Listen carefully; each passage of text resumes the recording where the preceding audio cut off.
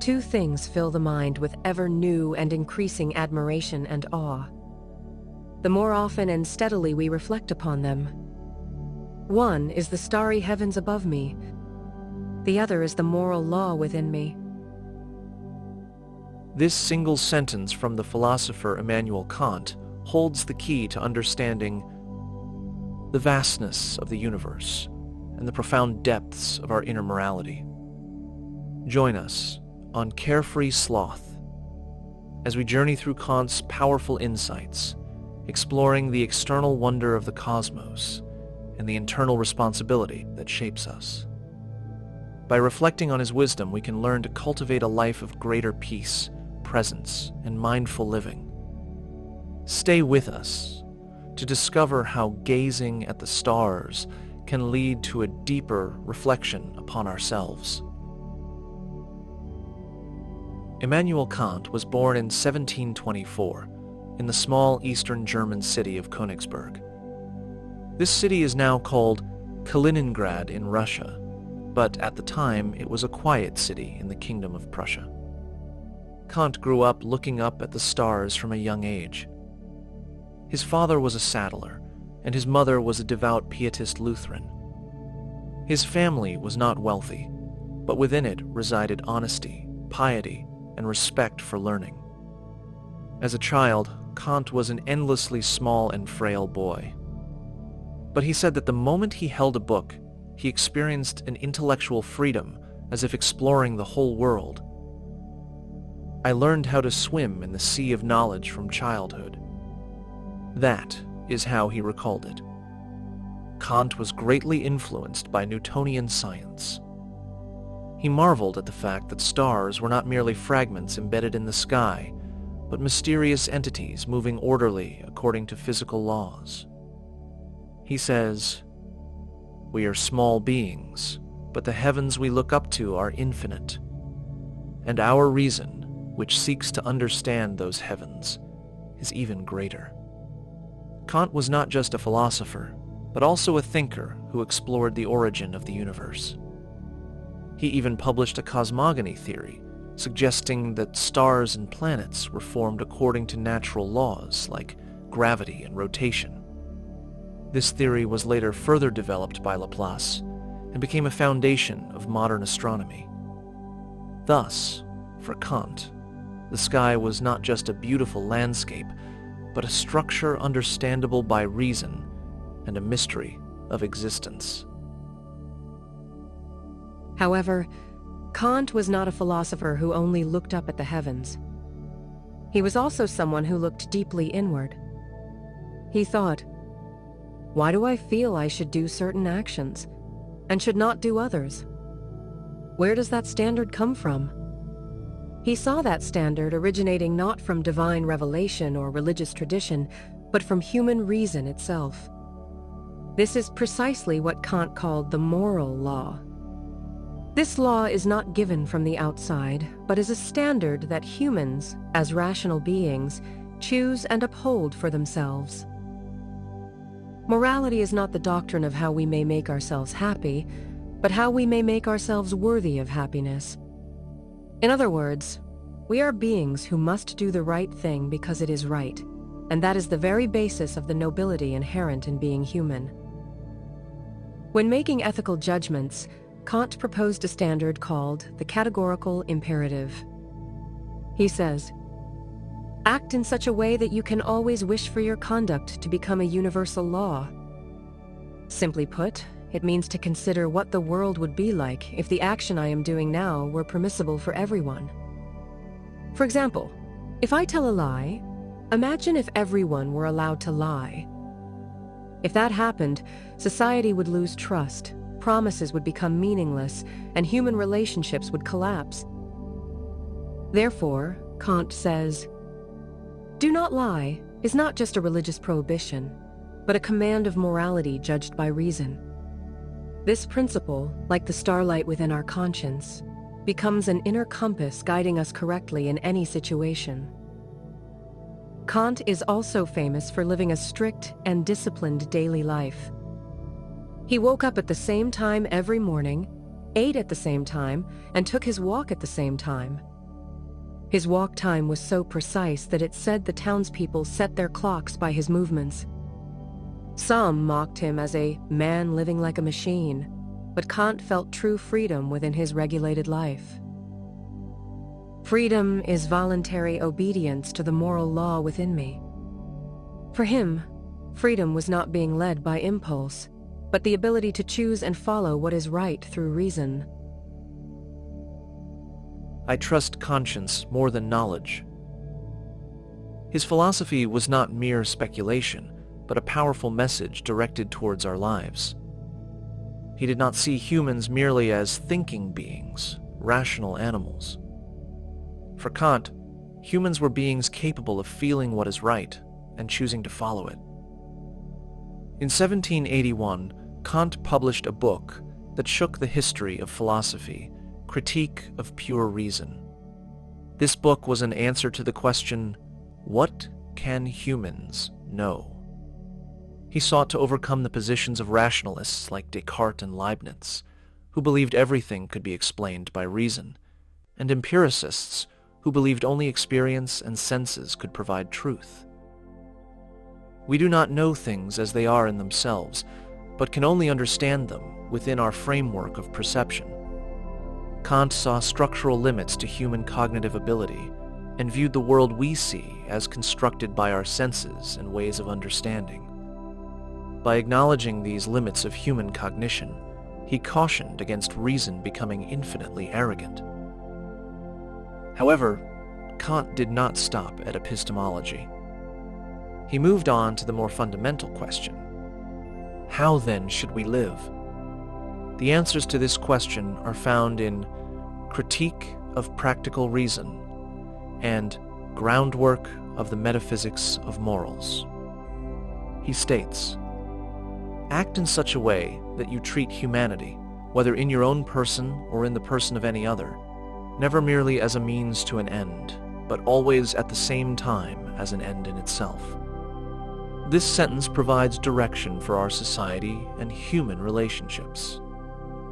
An attitude that respects the personhood and acknowledges the freedom of others rather than using or manipulating them. This is the core of Kantian ethics. Kant viewed human morality not as an external authority, but as an autonomous law stemming from reason itself. And that law was the power enabling humans to live as dignified beings. The moral law commands us, but it is not an oppression given from outside. Rather, it is a reverent voice echoing within me.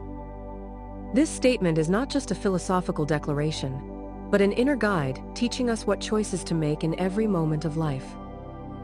Every day, we stand before big and small choices. To ask whether those choices are clear before our conscience is precisely the practice of true freedom that Kant emphasized. Although Kant was a philosopher thoroughly centered on reason, in his later years, he often used words like awe and admiration. It is said that the last sentence he uttered before his death was, "Es ist gut." It is good. A short but weighty sentence. It was a moment where his lifelong philosophy and life quietly settled. In his later years, he lost his sight, and his memory faded, but he held onto his moral convictions and faith in reason until the very end. It is said that even before his death, he never forgot to say thank you to those around him, and continued the practice of living each day meaningfully.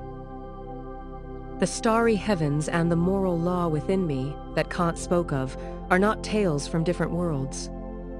He says, when I look at those heavens, my inner moral responsibility becomes clearer.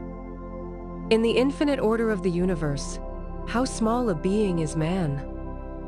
Yet, at the same time, humans are the only beings possessing an inner law that guides themselves. For Kant, true greatness was not something larger than the universe or higher than God, but precisely the choice and responsibility within oneself, and the ability to recognize it. Modern society emphasizes speed, and results become the standard for evaluation. But Kant says this: an action is not judged by its consequences, but by whether its motive is right. We stand at crossroads with numerous temptations and advantageous choices. At such times, Kant asks us, if your choice were permissible for everyone, what would this world look like? His question remains alive for us living today. When we look up at the night sky, we are often overwhelmed by its vastness. How small a creature is man. But at that moment, from within, we hear another voice. The voice asking, how should I live? At that very moment, we stand at the point where Kant's starry heavens above and the heart where the moral law resounds within meet. Like the channel name Carefree Sloth, many people desire a peaceful mind, a life free from worry. But Kant asks us, what is serenity? It is not simply lying down thoughtlessly, but stems from the courage to quietly follow the path one believes is right. In an uncertain world, when everyone pursues immediate gain, upholding one's own standards and philosophy, isn't that quiet conviction the truly carefree mind? The greatness of Kant's philosophy lies in bringing ethics, previously controlled by external forces, into one's inner self. For example, when needing to help someone, instead of first calculating whether the action will be praised or result in loss, if one acts simply because that choice is being true to oneself, at that moment, we become beings residing within the moral law. Because I want to, and because it is right. Is there a freer reason than this? This is precisely the self-determination we pursue in life, and that is the true freedom Kant spoke of. Kant was also human. His personality that adhered to strict routines, his obsessive habit of walking the same path always, sometimes a distance from those around him, also the illnesses that troubled him. Nevertheless, he constantly thought, wrote, and taught. His philosophy did not just stay within books. His entire life was the very stage for moral practice. He tells us, do not try to become perfect, but do not forget the mindset of constantly striving to be a better version of yourself. We now live amidst a flood of information incomparable to the past. AI, SNS, quick judgments, constant comparisons. Especially at times like these, we need to have an inner axis, an unwavering standard, and that standard must be my conscience, not something external. Treat humanity, in yourself and others, always as an end in itself. Only those who know how to respect others can themselves be respected. The oldest and most powerful truth. Many people ask, why do I get hurt by others? Why am I easily shaken? Kant says, you get hurt when you become a means to someone else. You get shaken when you treat yourself as a means.